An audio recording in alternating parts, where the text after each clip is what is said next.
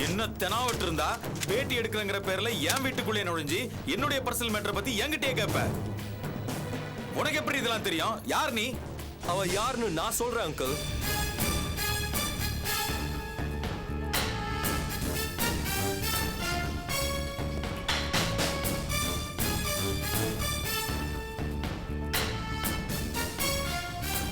Uncle, இந்த பொண்ணு யார் தெரியுமா?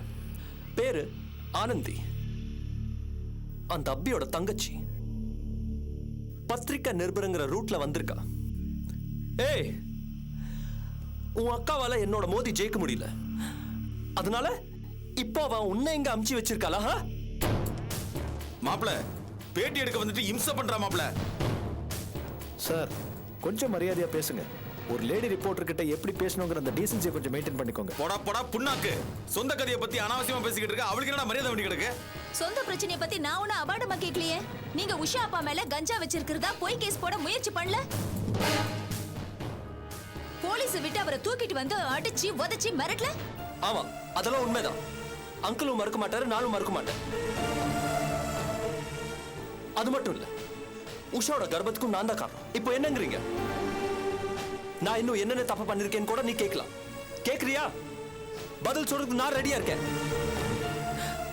ஆனா இதெல்லாம் வச்சுக்கிட்டு நீ ஒன்னும் கிழிக்க முடியாது, புரியுதா? மாப்பிள சொன்னதை நான் அப்படியே வழிமொழிகிறேன். உன்னால ஒன்னும் கிழிக்க முடியாது. போடி. போறேன் சார். ஆனா நீங்க ரொம்ப ஜாஸ்தி பேசிட்டீங்க, போதும். ஹே, போடி. நீ என்ன வேணாலும் எழுதிக்கோ. ஆனா அதுக்கப்புறம் நீ, உன் அக்கா அபி, அந்த உஷா யாரும் உயிரோட இருக்க மாட்டீங்க. தொலைச்சிடுவேன். ஏய், ரொம்ப பேசாத. யார் யாரை விட்டு வைக்கிறாங்கன்னு பாப்போம். எல்லா சமயமும் நீங்களே ஜெயிச்சிட்டு இருப்பீங்கன்னு நினைச்சிட்டு இருக்காதீங்க. எங்களோட பவர் என்னன்னு உங்களுக்கு தெரியாது. கூடி சீக்கிரத்துல காட்டு. போடி. போடா. என்ன ரொம்ப பேசுற? Relax. Come. Just get out. கையை I say no. Get out. Relax. Get out. போலாம். No. Get out. You don't know the power of the press. Hey, போடா, உன்னால முடிஞ்சது பண்ணிக்கோ.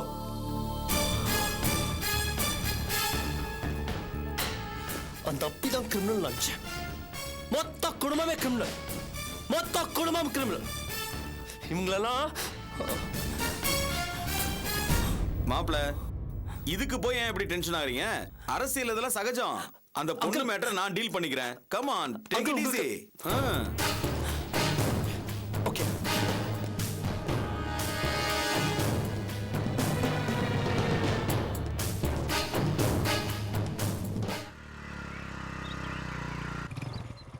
என்ன பாரதி, எல்லாத்தையும் ரெக்கார்ட் பண்ணியாச்சா? அவங்க பேசினது ஒரு வார்த்தை விடாம எல்லா ரெக்கார்ட் ஆயிருக்கும். என்னங்க? தேங்க்ஸ்.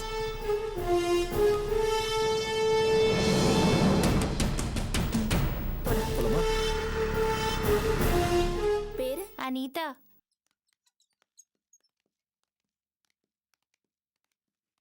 கொஞ்சம் வெயிட் பண்ணுங்க. Okay madam.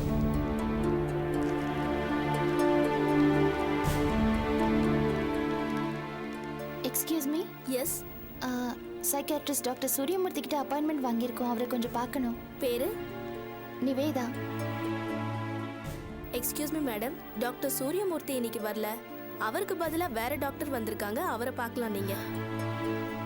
ஓகே, பார்க்கலாம். ரைட் ரூம் போய் பாருங்க. மாமா.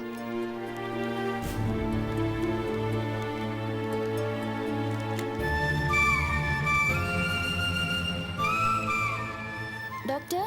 S, please be seated.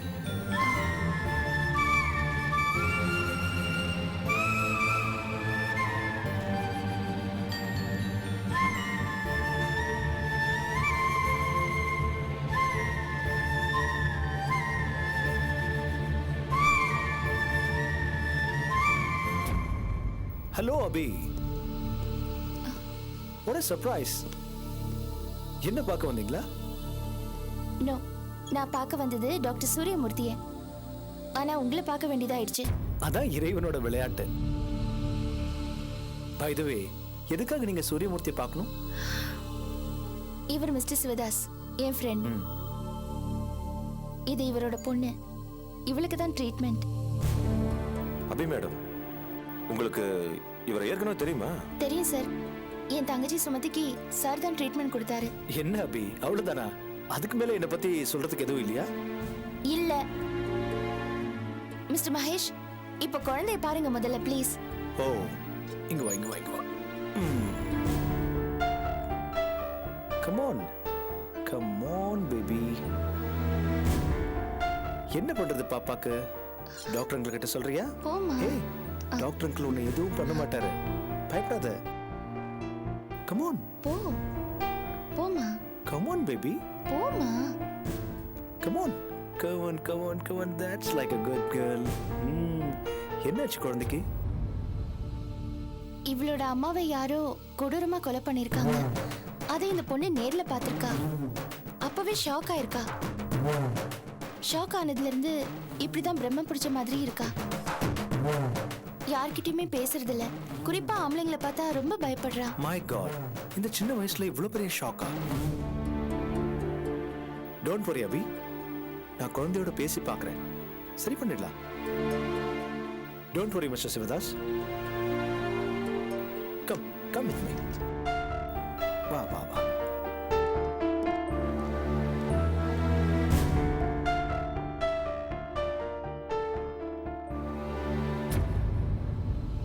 Sivadas, நீங்க கவலைப்பட வேண்டாம். மகேஷ் ஒரு குட் டாக்டர். கண்டிப்பா உங்க குழந்தைய நல்லபடியா குணப்படுத்திடுவாரு. நீங்க வருத்தப்படாம இருங்க. அவரோட ட்ரீட்மெண்ட்ல உங்க பொண்ணு சீக்கிரமா பேசிடுவா. நீங்க பார்க்க தான் போறீங்க.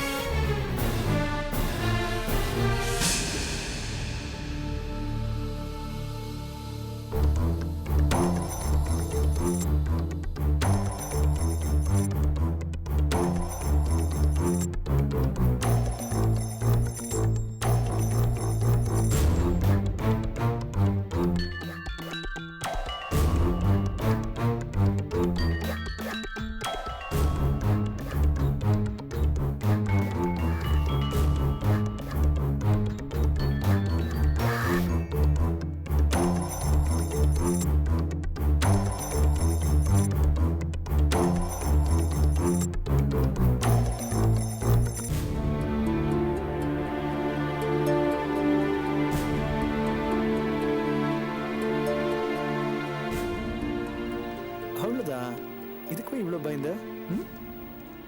உட்கார் உட்கார் உட்கார் உட்கார் உட்கார். என்னாச்சு டாக்டர்? எதிர்பார்த்ததுதான். குழந்தை நார்மலாவே இல்லை. தனக்குள்ள பயந்து ஒடுங்கி she is very much upset. ஆனா பயப்பட வேண்டாம், சரி பண்ணிடலாம். குழந்தை ரொம்ப டிஸ்டர்ப்டா இருக்கா. தூக்கத்துல கூட அவ நார்மலா இல்லை. ஸோ அவ நல்ல விதமா தூங்குறதுக்கு மெடிசன் எழுதி தரேன். 1 வீக் கழிச்சு ட்ரீட்மெண்ட் கொடுக்கலாம்.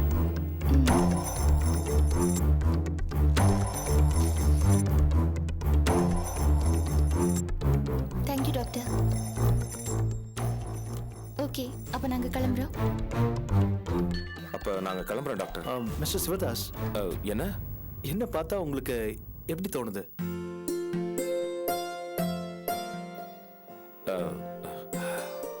ஏன் ரொம்ப நல்லவரா தான் தெரியுது. Thank God. இத அபிகிட்ட சொல்லுங்க, ஏன்னா என்ன கல்யாணம் பண்ணிக்க மாட்டேங்கிறாங்க.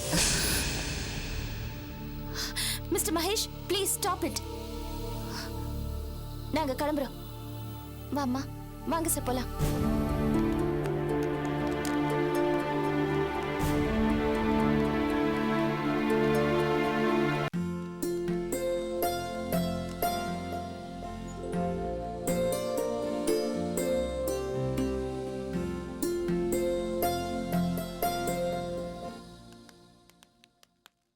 மேடம் யார் மேடம் இந்த டாக்டர் என்னன்னு சொல்றாரு? அவர் ஒரு லூசுங்க. என்ன சொல்றீங்க? லூசுக்கு வைத்தியம் பார்க்கறவர் தானே அவரு? ஆமா, ஆனா சில சமயம் இப்படிதான் முட்டாள்தனமா பேசுவாரு. நல்ல டாக்டர் தான், ஆனா அப்பப்ப கிறுக்கு பிடிச்சிரும். குழப்புறீங்களே? நான் குழப்பல சிவதாஸ், அந்த ஆள் தான் குழப்புறான். நீங்க வாங்க போலாம்.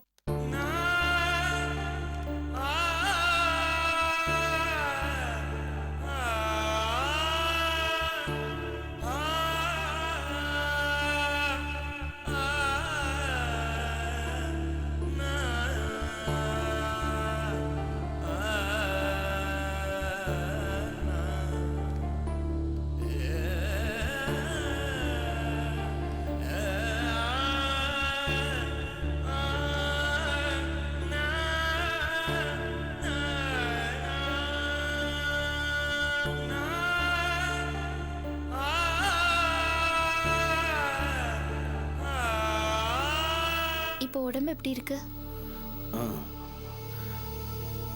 பரவாயில்ல.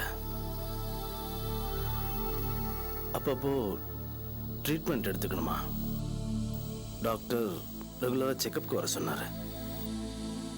ஆமா, இன்னும் கொஞ்ச நாளைக்கு உங்க உடம்ப நல்லபடியா பாத்துக்கங்க.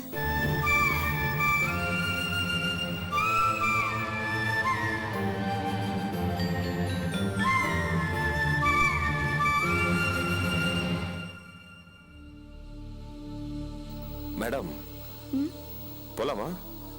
போலாம். சரி பாஸ்கர், நான் கிளம்புறேன்.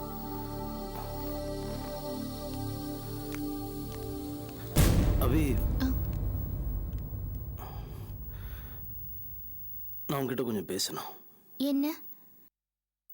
மனசளவில் சோர்ந்து போய் கிடக்கேன், கொஞ்சம் பேசணும் ப்ளீஸ். ப்ளீஸ். ஓகே, நீங்க கிளம்புங்க, நான் இவர்கிட்ட பேசிட்டு வரேன். சரிங்க மேடம். வாங்க போலாம்.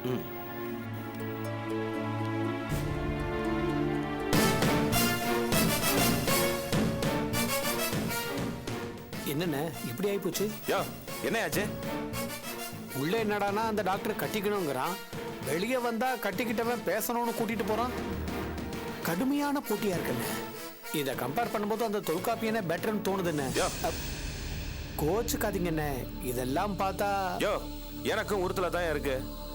எங்க அந்த அபி அந்த பாஸ்கர் பயலோட போயிருவாளோன்னு விட மாட்டேன். அந்த அபிக்காக நான் எவ்வளவு பண்ணிருக்கேன், அவ்வளவு சீக்கிரம் நான் விட மாட்டேன். பொறுத்திருந்து பாரு.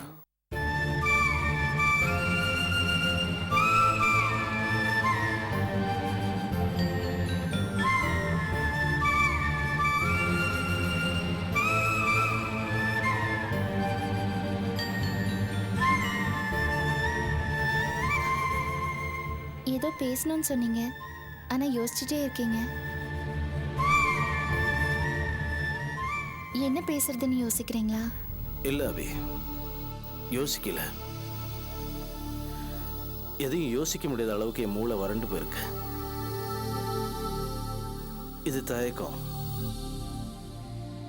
வாயை திறந்து பேச முடியாத அளவுக்கு கூச்சம். என்ன சொல்றீங்க? எதுக்கு கூச்சம்? விளக்கி சொல்ல முடியாது அபி. சொல்லப்போனா நான் விளக்காமலே உன்னால புரிஞ்சுக்க முடியும்னு நம்புறேன்.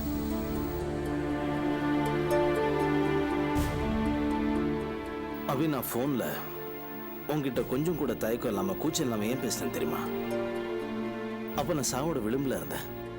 இன்னும் கொஞ்ச நேரத்தை செத்துருவேங்கிற எண்ணம் என் கூச்சத்தை போக்கிடுச்சு. எந்த மனுஷனுக்கும் சாவை நேர்ல பார்க்கும்போது பேசி தீர்த்தணும்னு தோணும். அப்படிதான் என்னால உங்ககிட்ட கூச்சப்படாம வெளிப்படையா பேச முடிஞ்சது. அன்னைக்கு நான் வெளிப்படையா உங்ககிட்ட எந்த உண்மைகளை பேசினேனோ அதே உண்மைகள் தான் இப்ப பேச விடாம தடுக்குது. கூச்சமா இருக்கவே.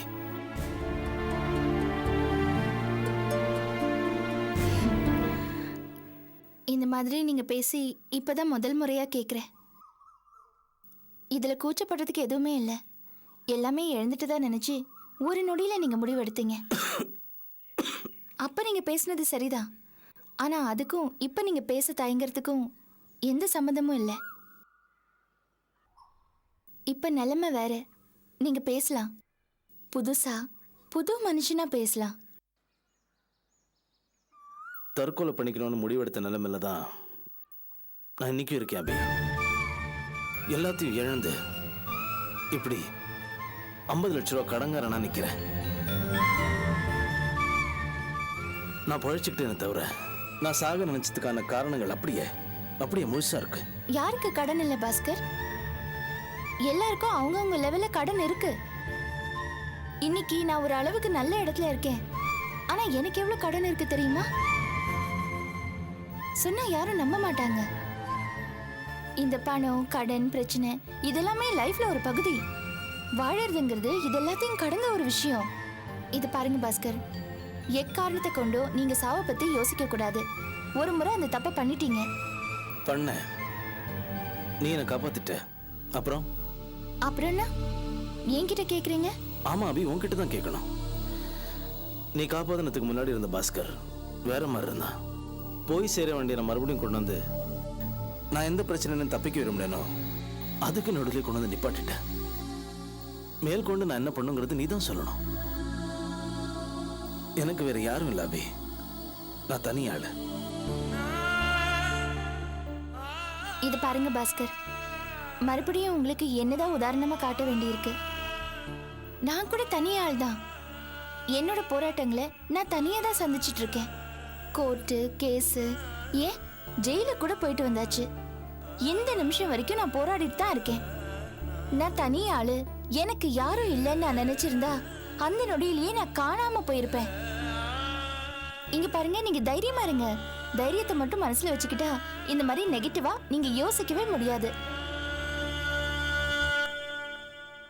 எனக்கு என்ன பேசணும் புரியல அபி.